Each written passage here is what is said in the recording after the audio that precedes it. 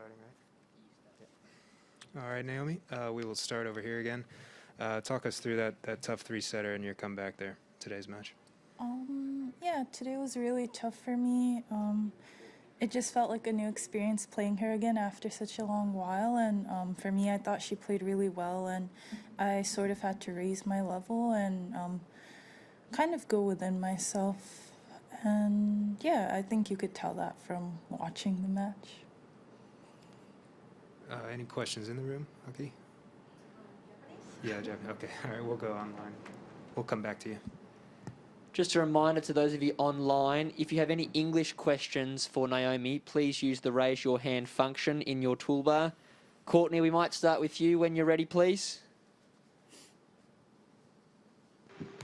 Yep. Hello. Hello, Naomi. What do you think you were able to do in that second set to turn things around? I think I was able to... For me, I felt like the entire first set and sort of halfway into the second set, I was on my back foot a lot. I felt like I was letting her dictate most of the balls, and for me, I felt like I never really settled that well. So I think in the second and third set, I was able to sort of find what I needed to do and sort of impose my pace onto the rally as well. And did you feel after dropping that first set that in terms of, I guess just kind of mentally and emotionally how you reacted, did you start to feel anxious at all, or were you still pretty calm after dropping the first?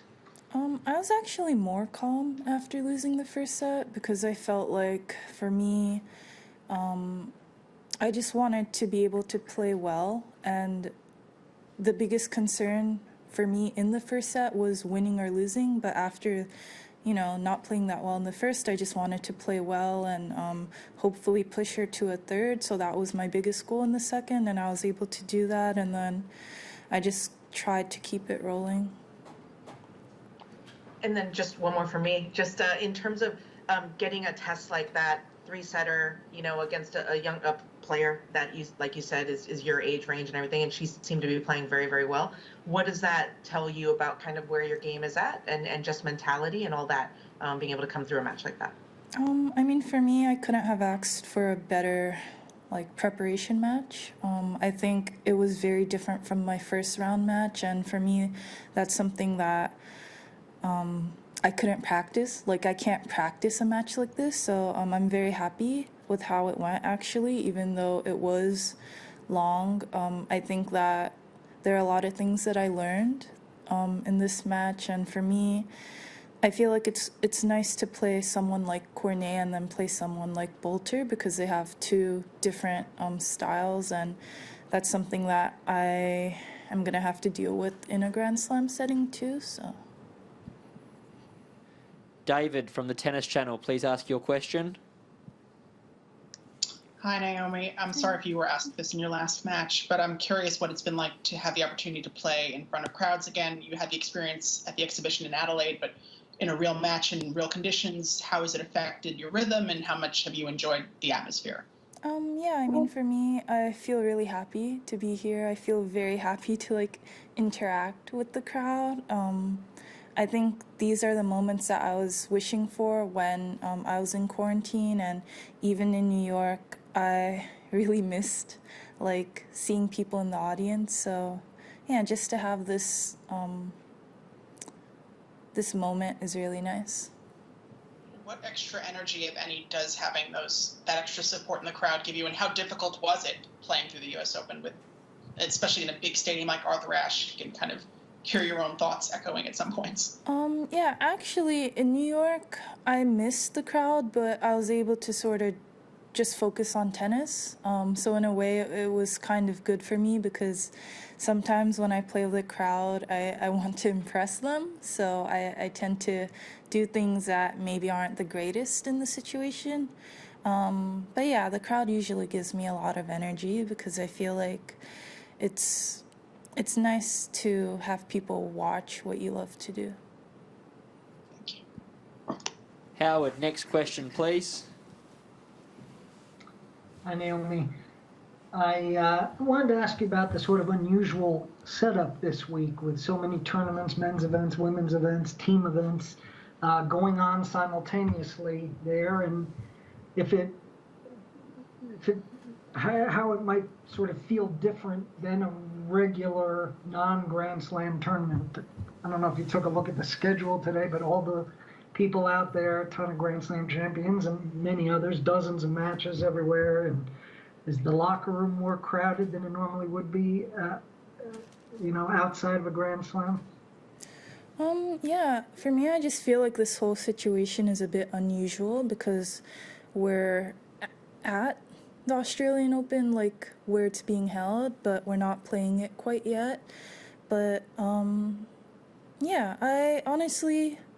I've heard that there's quite a lot of matches being played today, but for me, I just focus on myself and focus on, the match that I have to play. But I'm actually really excited to watch many of the matches being played later on today. We've seen you often out in the stands watching matches. Is that what you mean, heading out into the... And what do you like about doing that as opposed to, say, hanging out at a hotel and watching on TV? Why do you prefer to actually be out there? I just like watching matches in person because I feel like you can gauge the speed of the ball. You can sort of see the atmosphere and feel the conditions. I don't know, it's just much more engaging than watching on TV. So whenever I get the chance, I'd rather watch tennis in person. So would I, but not this year.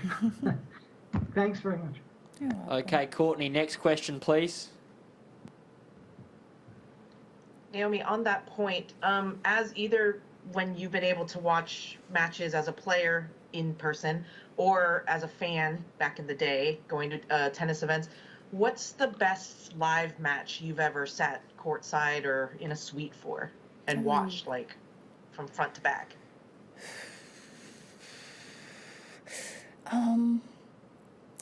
I really liked Murray versus Nishioka in the US Open last year. I thought it was really fun to watch. I really love both of them, so I wasn't really rooting for anyone in particular. For me, that's a match that stands out. I think it's because it's the most recent match I've watched from start to finish in person, and honestly, before that, I don't really recall, probably when I was a child. And then just looking ahead, you'll play either Konta or Begu. They're still on court. Can you just talk about the challenges of playing either? Yeah, I've played Konta a couple of times. I've actually never beaten her, so if I have to play her, I'm really looking forward to that challenge, and I know that she's a really good player, so it'll definitely be very difficult for me. And then Begu, I've never played her before. I'm not that familiar with her game, to be honest, so if I do end up having to play her, I'll definitely have to talk to Wim a lot, which I'm sure he'll be very excited for, to give me a lot of his notes. But yeah, for me, I'm excited to play whoever. Okay, we'll move to Japanese media. We'll start in the room, but to those of you online in the Japanese media, if you could start raising your hands, that would be great. We'll start in the room. お疲れ様です。まず今日の試合でセカンドセットから少しこうサーブをファーストサーブからキックを打ったりとかこうプレイスメントを変えたりとかちょっと工夫してるように思えたんですけれどどうですか? Yeah, I think in the second set I was able to get a lot of my nerves out, and I was able to sort of analyze the situation more. And for me, she has a really amazing forehand, so it felt like no matter what I did on the second serve, she would be able to hit a winner on the forehand return. So I tried to avoid that a lot, so I ended up going to the backhand quite more than I wanted to. And yeah, from strategy, that's sort of what I based it on. ちょっとこうビッグピクチャーのことを伺いたいんですけど、この間モチベーションの話をしてましたけど、直美さんずっとキャリアグランドスラムっていうのを一つ目標としていて、であとフレンチとウィンブルドンこの2つっていうことを言ってましたけど、それは今でも結構大きな目標ですか? Yeah, definitely. I want to win French and Wimbledon. It's something that, you feel like you want to complete a set of something that you don't have. But for me right now, I feel like I'm just focusing on being here. And of course, that's playing this tournament and then the Australian Open. But I would say, like, in this year, I know the circumstances are really weird, but I would just love to play the Olympics. I think that if that were to happen, would be my main goal, even ahead of Grand Slams. あと、またちょっとそのビッグピクチャー的な話なんですけど、いろいろオフコートでもいろんなことを社会的なことを言ったりとか、あとファッションとかルイ・ヴィトンとかとも始めたりとかっていうのことで、何かテニスを通じていろんな世界に何かを訴えたいとか何かやりたいっていうそういうことっていうのはそのテニスでの結果を出すこと以外に今大きな目標みたいなのってありますか？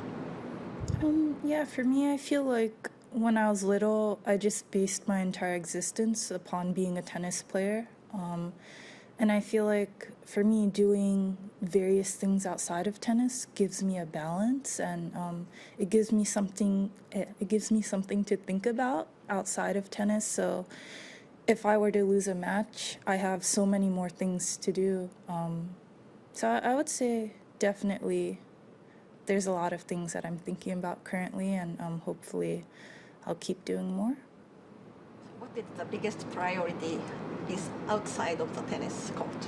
Oh, wow, my Japanese. Biggest priority outside of the tennis court. To do cool stuff. I don't know. To do stuff that no one's ever done, or yeah, just to do cool stuff. Cool stuff. Okay. Okay, we'll move online. Owada from the Hochi Shimbun, please ask your question. お疲れ様でした。Arigatou gozaimasu. ちょっと試合の話とちょっとずれるんですけど、今回真っ白なウェア全部ラケットも統一してると思うんですけど、それにしているこだわりとか、あともしストリング変えてるようだったら教えてください。So I didn't change my strings or anything. They're the same from New York. But my clothes that I'm wearing this tournament, they're my Wimbledon clothes from last year that I didn't get to wear. ありがとうございます。Hitoshi from Sportiva, next question, please.